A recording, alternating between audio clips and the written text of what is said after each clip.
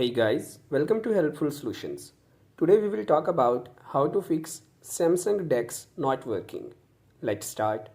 First of all, check device compatibility. Make sure your Samsung device supports Dex. Verify that your monitor or TV is compatible with Dex. Then inspect connections. Use official Samsung Dex accessories. Confirm secure connections between your device and the display. Then adjust display settings. Set your monitor or TV to the appropriate input source like HDMI. Disable any picture enhancements that might interfere with Dex. Then restart Dex session. Disconnect and reconnect your device. Restart your device if required. Then update software. Make sure your device, firmware and the Dex application are up to date. Thank you.